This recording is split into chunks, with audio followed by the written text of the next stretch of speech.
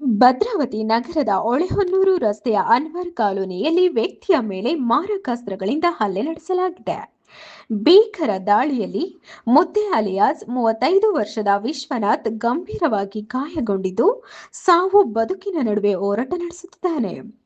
ಮೂಲಗಳ ಪ್ರಕಾರ ವಿಶ್ವನಾಥ್ ಮೇಲೆ ಸುಮಾರು 6ರಿಂದ 7 ಮಂದಿಯ ತಂಡ ಏಕಾಏಕಿ ದಾಳಿ ನಡೆಸಿದ್ದು, ಮಾರಕಾಸ್ತ್ರಗಳಿಂದ ಮನಬಂದಂತೆ ಹಲ್ಲೆ ನಡೆಸಲಾಗಿದೆ.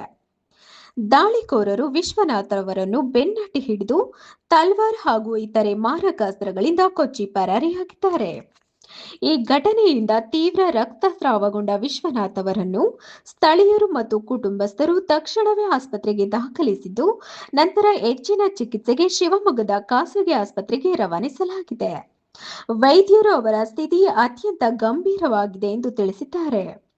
ವಿಶ್ವನಾಥ್ ಭದ್ರಾವತಿ ಪ್ರದೇಶದಲ್ಲಿ ಈಸ್ಪೀಟ್ ಕಿಂಗ್ ಎಂದೇ ಪರಿಚಿತರಾಗಿದ್ದು, ಈಸ್ಪೀಟ್ ಮತ್ತು ಇತರೆ ವಿಚಾರಗಳಿಗೆ ಸಂಬಂಧಿಸಿದ ವೈಷಮ್ಯವೇ ಈ ದಾಳಿಗೆ ಕಾರಣವಾಗಿರಬಹುದೆಂದು ಶಂಕೆ ವ್ಯಕ್ತವಾಗಿದೆ.